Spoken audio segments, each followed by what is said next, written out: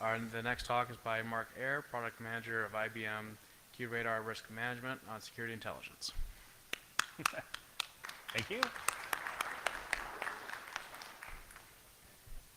Hi, everybody. Everybody awake so far? Now, this is a hard time slot. Yeah, I think the two worst time slots are the ones right after lunch and the one right before dinner, right? It's the one right after lunch, everybody just had a bunch of brats and at this conference, beer and whatever else. So I'll do my best to keep you entertained for the next hour or so. So as you mentioned, my name is Mark Ayer. I'm with IBM. I am a product manager, which means that I basically own one of the products in the IBM security portfolio called Qradar Risk Manager. And I'll talk more about my product as well as the other products in a little bit. But basically, what I'm going to do today, I'm going to tell you a little bit about me, what my background is. Then I have what I call scary stuff. And the scary stuff is, one of the great things about being part of IBM is we have this group of researchers called X-Force. Anybody ever heard of X-Force? Yeah? Yeah, X-Force is a really cool organization. It's a bunch of researchers. I think it's maybe around 100. They're down in Atlanta primarily. And they have, if I could pick my job at IBM, I would probably be one of those guys. Because what they get to do is basically just kind of watch what's going on, watch for the exploits, the vulnerabilities that are coming out. And the really interesting ones, like remember last year, I think it was, when we had Stuxnet. It might have been 2 years ago now. This year was Dooku, I think, right? So when Stuxnet came out, they actually were able to capture a copy of it in the wild and bring it into the lab and pick it apart, reverse engineer it, figure out how it worked, and then publish a bunch of data on how it worked and how it spread. So it's just one of the coolest jobs, to be able to do that kind of stuff. So anyway, so what X-Force does is basically they're kind of an independent organization. They do whatever they want to, and they publish their results free of charge. So last week, we published our mid-year report, and I've got some interesting stats out of that I thought I'd start out with, and that's the scary stuff. So I'll talk about those a little bit. Then I'll talk about how you can mitigate some of that scary stuff. And it's not going to be so much of a sales pitch, because I'm not a sales guy. I'm a techie. But I really kind of want to talk about, because a lot of people don't really understand just how much security IBM does, how many products we have, and all the ways you can use it. So I just kind of want to talk about that. I'm going to focus in on a few products that I happen to know really well because I work on them. And so I'm going to talk about that and some real world stories, some of the stuff that we're doing with it, and hopefully you'll find that somewhat interesting. Since we have a relatively, I won't say it's a small crowd, but it's a relatively small crowd. If there are questions throughout, sometimes people will say, well, can you just wait, hold questions till the end, because what I have to present is really, really important, and you guys' questions aren't. Well, I don't feel that way. So if you have questions, please feel free, raise your hands, jump, whatever, and I'd be happy to try to answer your question. If it's something that'll take more than 60 seconds to answer, I may defer it to the end, and we can talk one-on-one. But I'm more than happy to answer questions as we go. All right, so my background. So it's kind of scary to say this, but I'm in my 30th year in this business. And yes, I started young, not quite that young. But I will say that, I was thinking about this morning. One of the very first things that I did, I was in high school. And one of the very first things that we started doing, I was in the computer club. I was a complete and total nerd, and I still am, or geek, whatever, pick your term. And so one of the very first things we did is we wrote a keylogger that basically would, these were back in the days when everybody in the district learned programming on a mini computer system, so with terminals. So I'm dating myself already, right?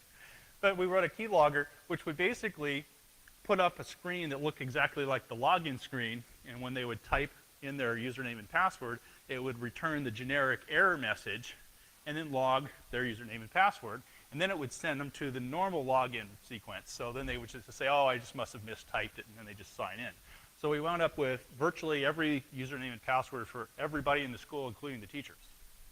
And I'm not going to go any further into what we did with that stuff, but anyway, this was in 9th grade, when I did that. So I've kind of been a hacker most of my life. So I kind of understand some of these challenges maybe more than some others might. But anyway, so I got out of high school, I went to college. It took me 14 years to graduate because I was working full time. And during that period, I was a programmer, so I was a software developer for about 10 years.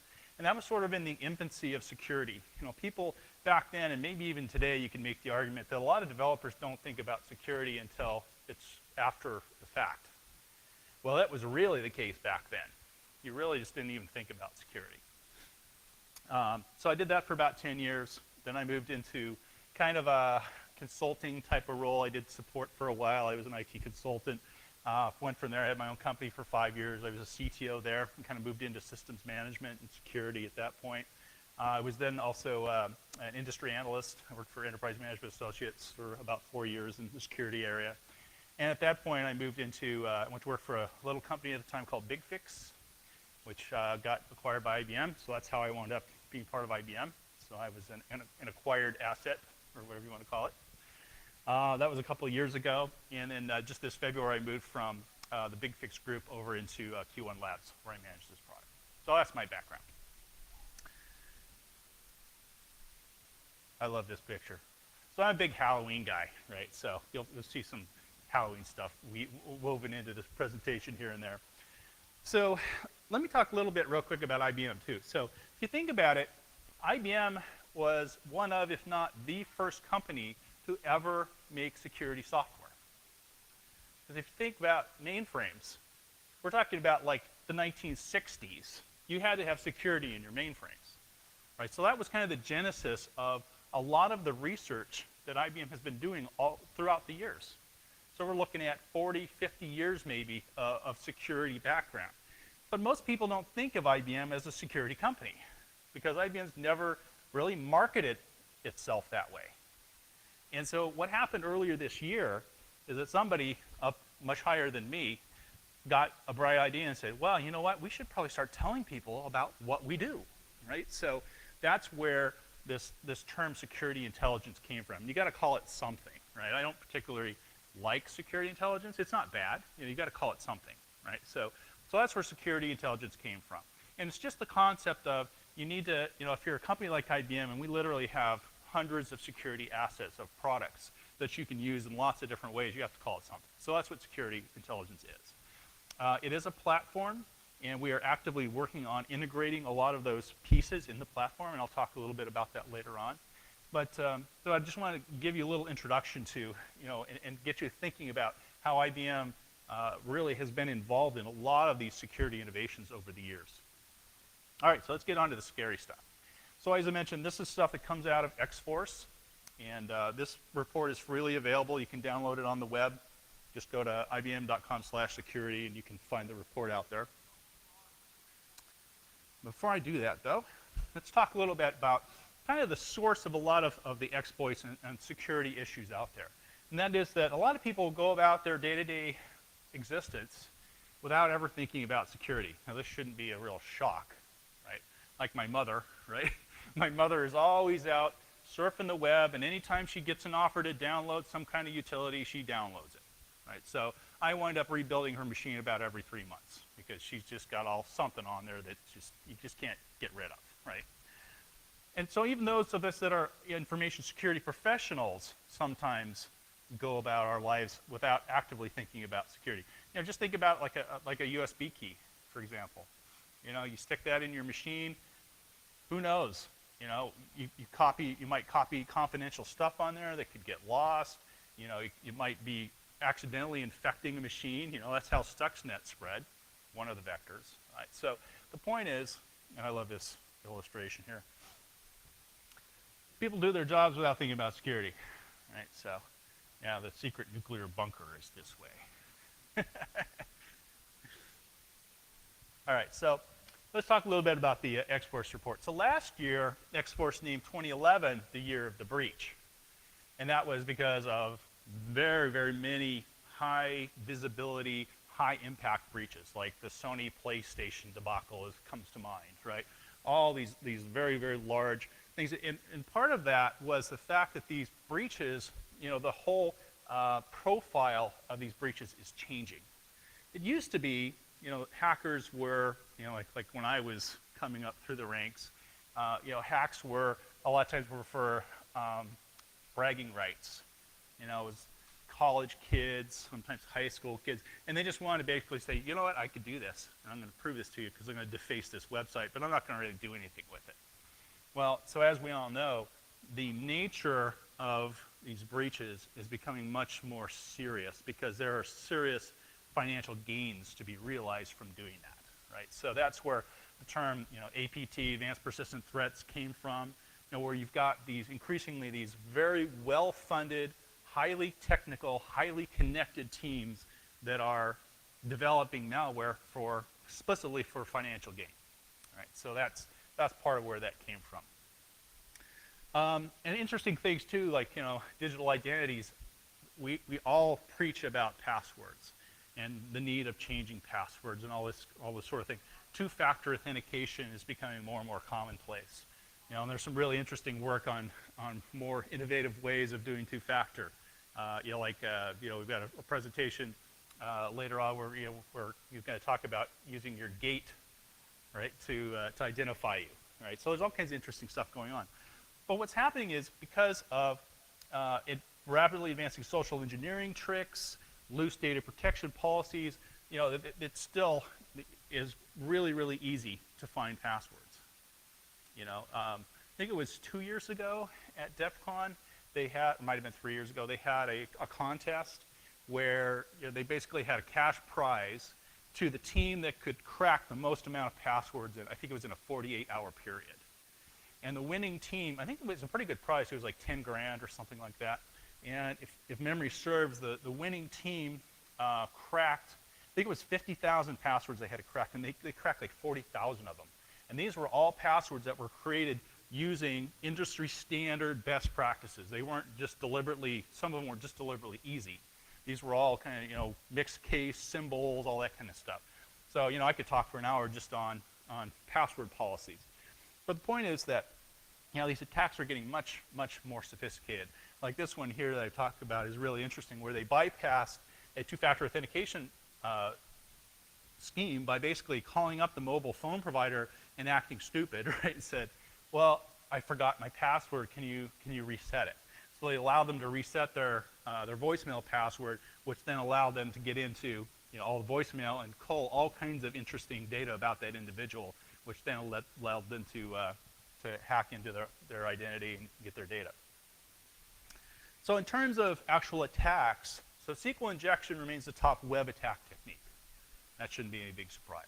What is really interesting is that we also have cross-site scripting and directory traversal as separate attacks, but they're also beginning to be used together, right? So here, like over 51% of all the web app vulnerabilities are classified as cross-site, and a lot of them, as I mentioned, are multiples. All right, here comes a neat graph. All right, so in terms of, so what X-Force does is they have some really interesting techniques for gathering all this data. One of the techniques I'll talk about in a minute, but it's called, basically we have a darknet. Everybody know what a darknet is? Yeah, so darknet is just a series of inactive IP addresses. There's nothing running on them. There never has been anything running on them because IBM's owned them forever. We have about 25,000 of them if memory serves. And basically, so if someone is poking around inside of that darknet on those IP addresses, they're up to no good because there'd be no legitimate reason that anybody would ever try to access one of those.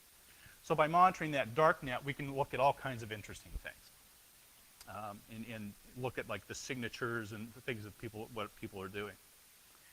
So anyway, from our research, this is showing sort of the top high volume signatures of the exploits that are occurring. We also, of course, being IBM, we also have a huge managed service practice. And a lot of that is managed security. We have security operations centers all over the world. So we manage networks for many, many customers. So we can also leverage the data that's collected, we do it anonymously, but we can collect that data from those networks, which gives us a really interesting viewpoint into all the exploits and attempted exploits that are out there. So anyway, what you can see here is kind of the list going downward. So as I mentioned, SQL injection is the top one. Interestingly, Sql Slammer is still out there. It's number 2. This just shocked me, because Sql Slammer is like 10 years old now, but it's still out there.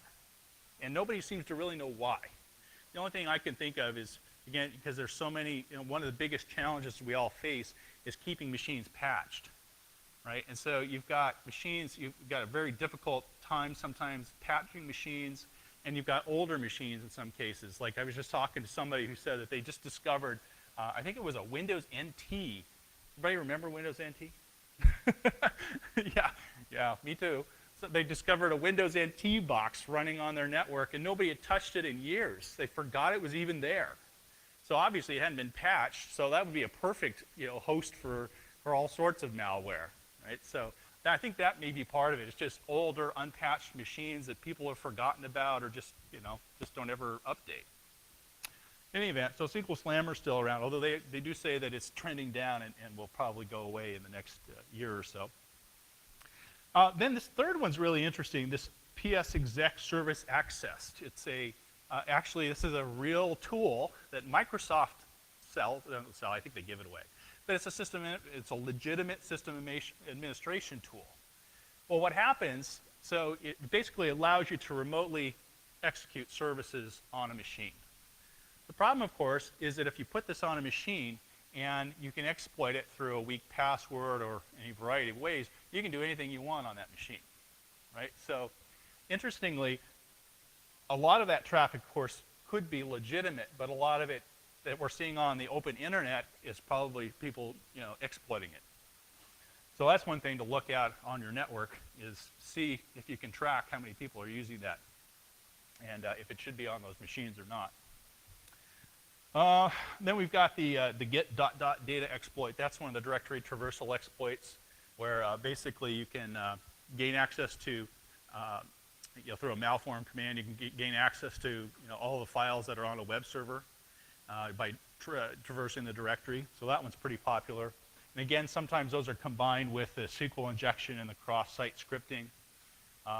Cross-site's been around for a while. And then the rest of these are kind of down there too. So, the SNMP crack, brute force attacks, and so on. I won't get into the little guys.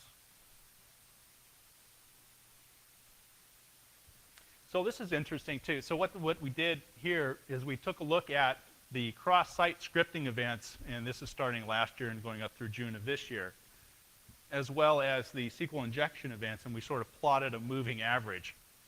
And this shows that, first of all, they're not going down, they're both going up, plus the slope of both of them is very similar, which tells you that they're both very active, and they're both growing, and they're both growing at about the same rate. And again, part of that may be because they're both being used together in the same exploits.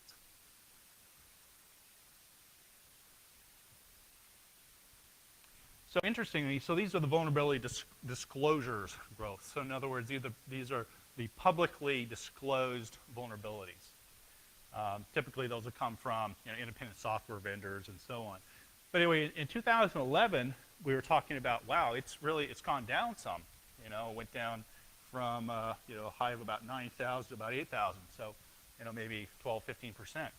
So we were hoping that was going to be a downward trend. Well, it turns out that was just an anomalous year, because it's back up again this year and it looks to be continuing to increase.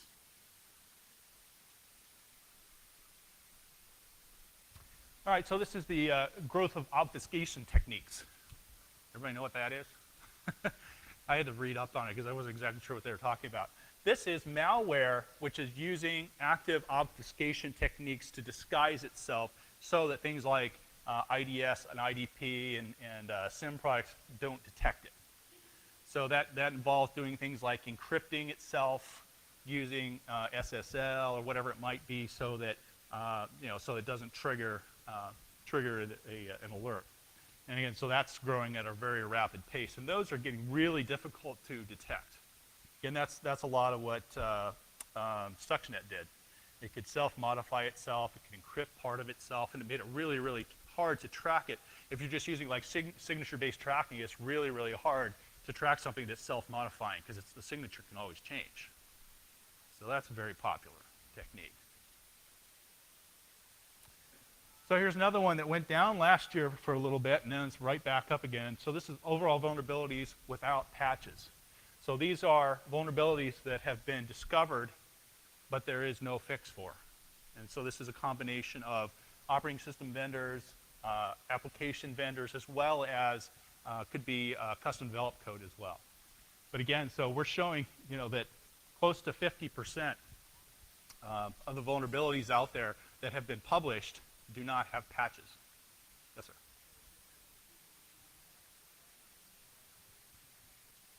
Right, right, yeah. So they probably wouldn't be in the CVE list. Some of them probably are. But. All right, so let's talk about the dark net. So I think this is pretty cool. So you know, sometimes they call it a black hole network or a network telescope, and it's really interesting some of the stats that you can get out of this. So we have an aperture, so it's kind of an astronomy term. An aperture of 25,600 addresses have never had anything running on them. So again, so if we see traffic on there, it's most likely malicious. So one of the interesting trend is what we call backscatter activity. And so what backscatter is, and again, I think this is another astronomy term, but the idea there is that if you've got like a DOS or DDoS attack that's using spoofing techniques, what will happen, of course, is they modify the packet and they put a bogus IP address in the source of the packet. And so what happens is when the victim receives that, they oftentimes will respond back. And what happens is sometimes those spoofed addresses they're using are addresses that are actually in our darknet. So that's where the term backscatter comes from, because we're actually getting responses back from these victims in our darknet because they put our IP address as the, or one of our IP addresses as the spoofed source IP. So just by monitoring this backscatter traffic, we can see trends in terms of DOS and DDoS attacks. So that's what this graph shows. And this is trending up very fast.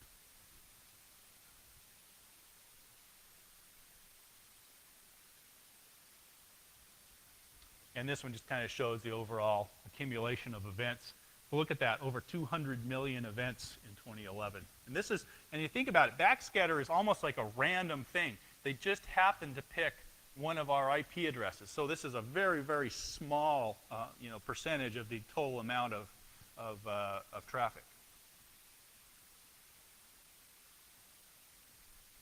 All right, so let's talk a little bit about APTs, or Advanced Persistent Threats. So as I mentioned earlier, so these are directed, highly targeted efforts. They're very persistent and long running. So again, if you look at Stuxnet or Duku, which is sort of a spawn of Stuxnet, those were architected to spread very slowly and very cautiously because they didn't want to be detected, right? So the way you do that, you know, is by, like for example, one of the vectors that Stuxnet uses a USB key. And so if it was loaded on a USB key, it would actually keep track of the number of times that it was inserted into a machine and that it copied itself. And I think it was after 10 times, it would destroy itself, remove itself from the drive. Right, so you get basically 10 tries, and then it would go away. So erasing all traces that it was ever on there. So that's one of the really interesting things that's happening is you've got these very stealthy attacks that are happening. And they're designed, it could take months, maybe even years to fully exploit the target. But the fact is that because they kind of fly below the radar, they're very, very difficult to detect. So, and again, these are created, you know, some of them are created by well-funded, very highly technical people. A lot of times they have connections, you know, inside of like other companies. Like for example, if your victim is company X, one of the techniques they've been using is they'll actually come in and they'll get themselves infiltrated into a business partner of that company. And you know, nowadays, a lot of business partners have connectivity into their partners' networks. And so what they did is they actually got their virus injected into the software distribution mechanism of a partner, and then it used that to replicate itself across to their actual target's network. So really interesting, crazy stuff going on with these. Another example of that was with Stuxnet again. One of the things they did is they infiltrated a software company in Taiwan and actually got copies of their certificates and used those to distribute itself. So it was actually a valid cert and looked like a legitimate piece of software up until a point when it was finally disclosed and they revoked those certs. But again, you know, that's, they literally had to have physical access to that organization to be able to get copies of those certs. Right, so even though APTs comprise a small percentage of breaches, the potential business pack is very, very large, right? Because those are going after highly targeted companies looking at very high value assets. So those tactics, as I mentioned, can be infiltration, creating custom malware, which can be spread through a variety of means, including business partners, using the social engineering techniques and so on to compromise user accounts. Lots of interesting things going on in social engineering, of course. Exploiting zero-day vulnerabilities. You know, and a lot of times, what I found is interesting about exploits, too, and this was true with Stuxnet and Dooku as well, a lot of the vectors that it used to spread, they're not 0 days. They're actually vulnerabilities that have been out for quite a while, but nobody ever got around to patching them. Right? So, like, a lot of machines are still vulnerable simply because they just, you know, organizations can't get around to patching them for months at a time sometimes. And then communicating over covert channels. So you see a lot of things where you'll see like command and control data going across port 80 and unencrypted. So it just can look like regular old web traffic. So doing lots of interesting covert things that way. So I think this slide's pretty cool because this really talks about some of these targeted attacks. You know, we all probably familiar with the Sony debacle. That was the biggest one. You know, and that was primarily a SQL injection attack. I mean, look at this who's who of folks out there. You know, of course, even RSA got hacked last year. You know, Epsilon was another big one. Nobody really still doesn't really know how that one happened, but it was a huge loss of information. So the point here is that, you know, you've got lots of attacks that are getting larger and larger in terms of potential financial loss or in terms of the number of records disclosed, and yet the attack types are, you know, all over the board. Here's my other Halloween reference. So, but there is some good news. We got the happy jack-o'-lantern. So spam is on the decline. Oh, wow, yay, that's great. One of the reasons for that, of course, is they're getting much more efficient at taking down botnets and that kind of stuff, right? So spam is definitely on the decline, although what we find is that, of course, the type of spam is getting a little more clever, and so you can get past filters a little more easily. So vulnerabilities in terms of mobile operating systems really spiked, you know, between 2010 and 2011. They've gone down quite a lot since then. I don't think this is necessarily a trend that's going to continue on the downward, right? Because as we get more and more mobile operating systems out there, more and more variants of Android, for example. I mean, how many variants are there of Android? Hundreds, probably, right? Every carrier with every phone tends, except for Google, tends to fully modify Android, putting different skins on it and different modifications. And every time they do that, of course, they diverge, you know, away from the standard code base, and you open up potential vulnerabilities. So, you know, Android, I think, is the scariest one out there. You know, and then, you know, you've just got the amazing growth of smartphones as well. Just sort of market presence is getting larger and larger every year. So I just can't see that continuing to go down. All right, so let me pause. Any questions before I go on to the rest of it? Most people are still awake, so that's good. Feel free to get yourself a Pepsi or something if you need it. All right, so these are some of the things that we're seeing within our customers. You know, so we've got data explosion, so the age of big data. You know, I remember back in the day when, you know, like I can remember I was working at Computerland when the first hard drive showed up for an Apple computer. And now I've really dated myself, right? That hard drive had 5 megabytes of capacity, and it cost $2,000. I know, it's amazing, isn't it? Today, of course, we could go out and you can buy, you know, an 8 gig memory stick for $2 sometimes, whatever it is, right? It's just phenomenal. You know, so we've got households that have terabytes of data. We've got organizations that have, you know, petabytes and petabytes of data. So big data is huge. And of course, the problem with that is the more data that there is out there, the harder it is to secure it, and the harder it is to track who's accessing it, all that kind of thing. The consumerization of IT. So this was a kind of a funny story. So IBM last year announced that they are going to support consumer or employee-owned devices. So that means if you have your own phone or your iPad or whatever it is, that you can bring it in and you can attach it to the network and so on and so forth. And so what they announced is they were going to do a limited deployment of this. So only certain people within IBM could get access to it. So in IBM scale, how big do you think a limited deployment might be? 5,000? No, 100,000 devices.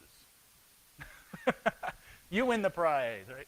Yeah, you probably work for IBM. Now, 100,000 machines was a limited deployment. But if you think about it, IBM has 440,000 employees and about another 100,000 contractors. So that was, 20% probably of the workforce at IBM. So anyway, so that's happening not just at IBM. If it happens at an old technology company like IBM, it's happening everywhere. And I'm happy that it does, because I can have my iPhone or I can have my Mac and do my work on it.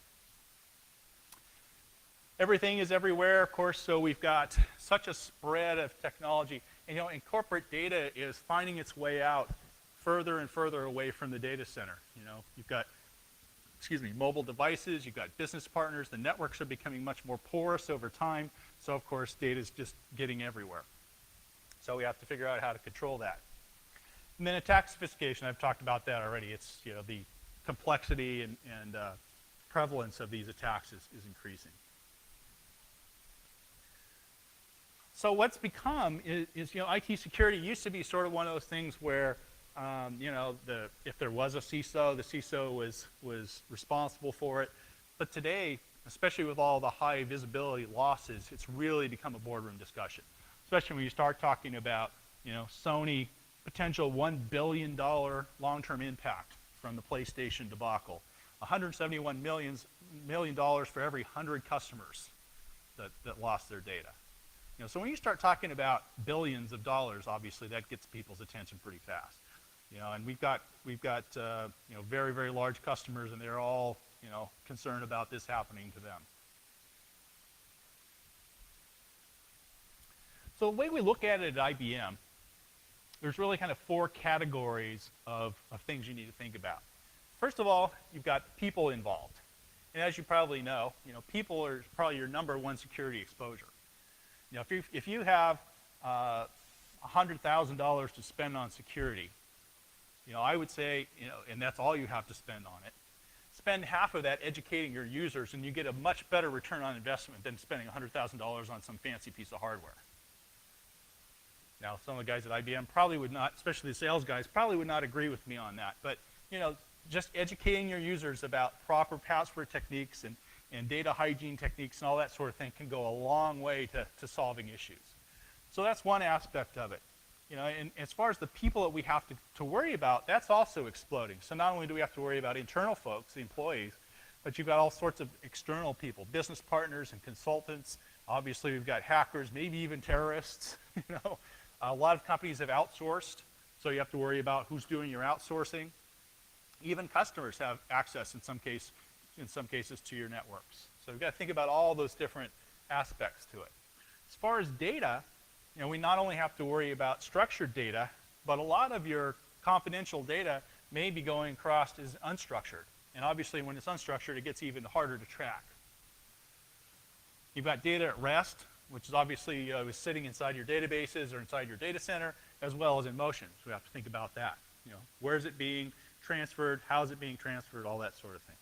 On the application side, system, web applications, Web 2.0, which is probably should be called Web 3.0 by now, but anyway, because it's been a while since they coined that term. And mobile applications.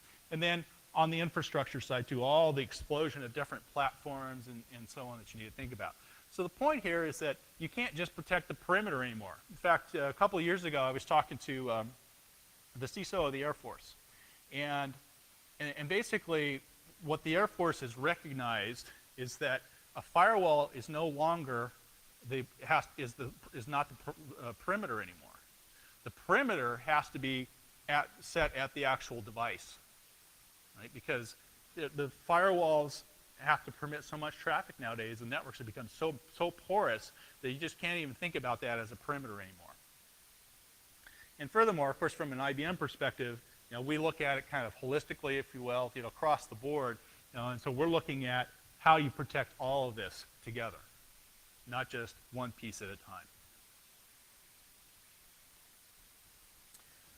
All right, so in terms of overall maturity of your security strategy here, most folks start kind of down here in the manual reactive phase. And it's surprising to me even today how many large organizations, much less small ones, are still kind of down here. So that means that you're doing a lot of manual intervention. If you have a SIM product, it's a basic one. You may just be doing log management. Of course, a lot of organizations start at log management and then don't go any further than that. So, as you kind of move up, you can become much more automated, much more proactive. Not only does it give you better security, it also tends to drive your costs down.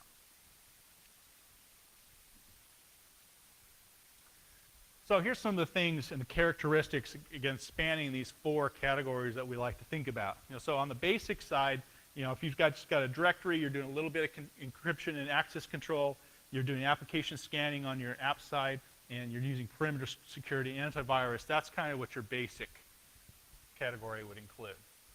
And I think if we did a survey, maybe of the Fortune 1000 in the U.S., you'd find a surprising amount of companies that are still just kind of stuck down here at the basic level. Now, as you move up into the proficient category, that's where we start talking about doing user provisioning and actually doing strong authentication, putting in a SIM, doing some data loss prevention type of stuff, maybe looking at using application firewalls. That's an interesting question. How many of you folks out there are using application layer firewalls today? Okay, that's about right, probably 20, 30%. That's an interesting trend. I'm seeing it a lot in my customer base, but those are typically very, very large organizations and, that are getting into that. And then, virtualization security, asset management, and endpoint and network security management. So proficient is really where we should all at least be at a bare minimum today. And then as you get into optimize, that's when you can get into some really interesting stuff.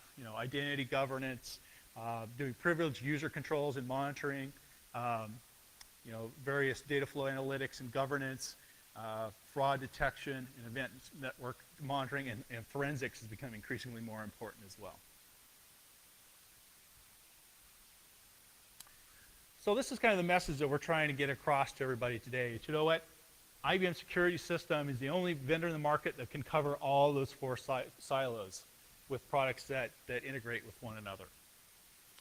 We've invested nearly $2 billion in technologies, which includes companies like Q1 Labs, which is who I work for now, as well as Bigfix and Guardium and AppScan and some others I'll talk about in a second here. We have 6,000 security consultants and engineers. We have X-Force, which I've already talked about, and we have the largest vulnerability database in the industry, which is an output of the X-Force group.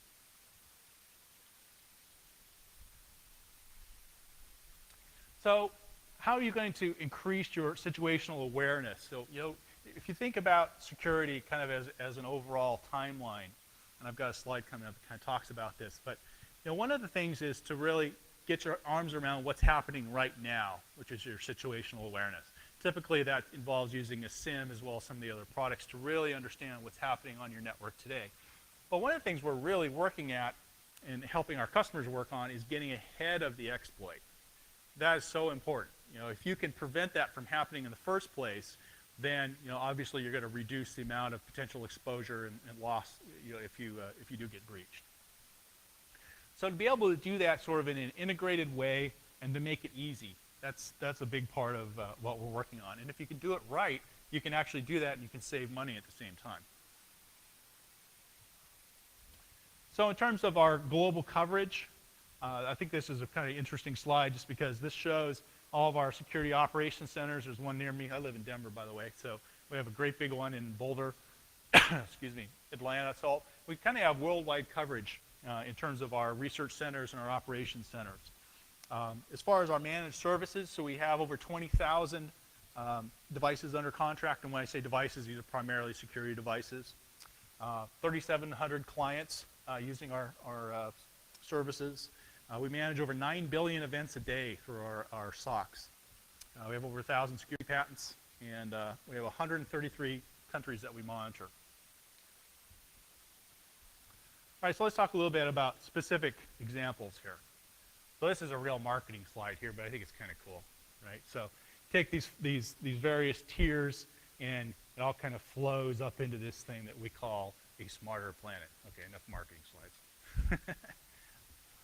So, you know, one of the biggest challenges that I see out there is that there's so much data and there's so many different silos of data, is how do you get that all in one place so that you can actually do something with it? So that includes everything from, you know, network activity, virtual machines, change in config, you know, applications, servers, security, and user activity. So you need to be able to get that together in one place so that you can run analytics on it.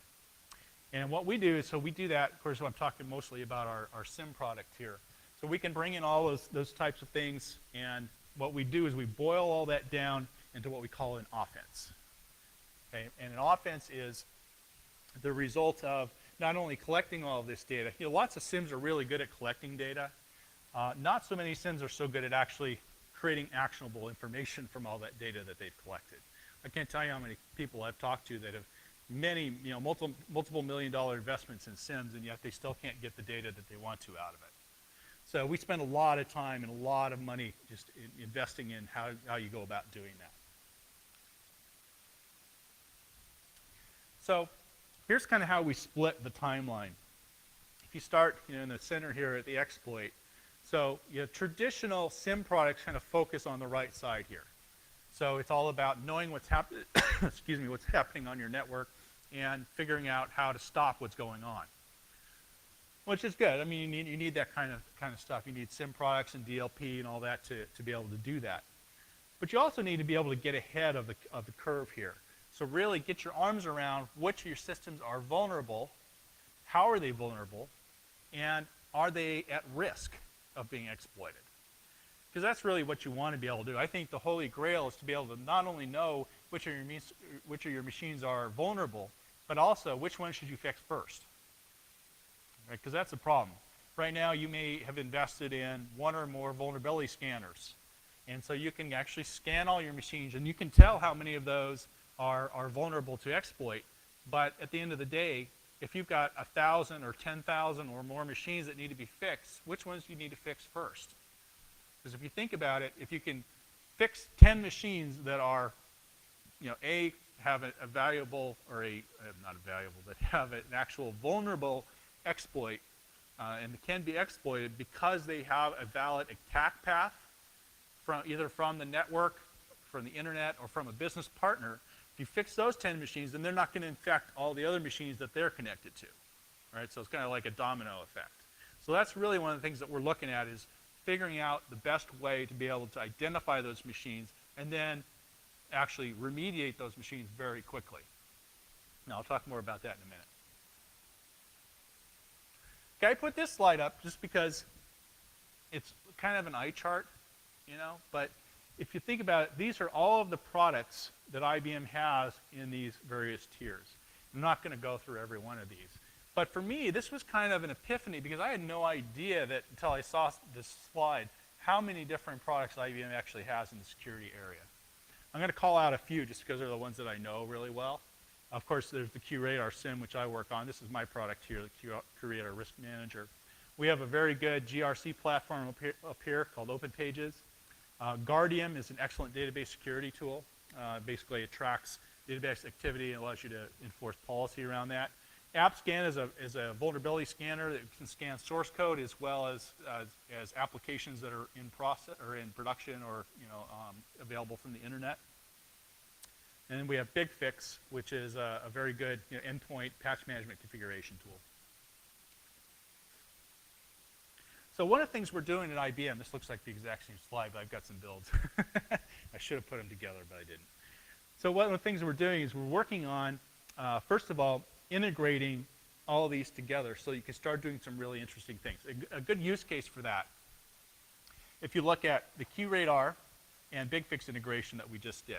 So we have a lot of customers that have invested in Qradar, and these are the 4 products that comprise that. So Qradar, of course, is a SIM product and also a risk management product. So it's really good at taking in, I've got 10 minutes, thank you. It's really good at taking in lots of data, but there's a couple things it doesn't do. One thing is it has a hard time getting vulnerability data from like workstations, like Windows machines and servers and that kind of stuff, right? And it also doesn't have the capability and wasn't architected to do any sort of remediation, right? Because that's what other tools do. So what we're looking at doing, not looking, we just actually did some, is we are integrating Qradar at an operational level with a number of these products. And I'll talk about the Bigfix Qradar integration. So in about a week, we're going to release the first version of this integration. And basically, so Bigfix is a tool that you can have out on your machines to do patch management, power management, software asset management, all sorts of things. And it has this really cool agent. And this agent can tell you almost anything you might want to know about that machine. So we built an integration between Bigfix and Qradar so that the state of these endpoints can be pushed up from Bigfix into Qradar. So examples of this could be things like virus infections, right? So we can pick data off of that's being sent up that indicates which machines have active virus infections, forward that up into Qradar. Qradar, being a SIEM, can then correlate that with network activity. Okay? We're also going to be able to pass vulnerabilities from all those machines up. So we're not talking about the output of a vulnerability scanner. We're talking about an actual agent on that machine that can query any property you might want on that to determine if it's vulnerable or not. So this isn't just patches, it's configurations, it could be any number of things. So again, push that up into a SIEM and do some advanced correlation on it, and it starts to get really, really interesting. Combine that with our capability of understanding the network topology. Now you've got vulnerability data coming up from the endpoint, coming into the SIEM. The SIEM can then correlate that with both network activity as well as the network topology, can give you a subset of those devices that are vulnerable, that are ones that are at high risk of being exploited. Because we can figure out which of those machines have attack paths and are actually vulnerable to an attack. We can then pass that back down to Bigfix, and Bigfix could then use that to remediate those vulnerabilities. Okay, so that's kind of where we're going with this, is being able to do some closed loop type of remediation. So that you discover a vulnerability, you report it up, you do a correlation, you push it back down and remediate it very quickly.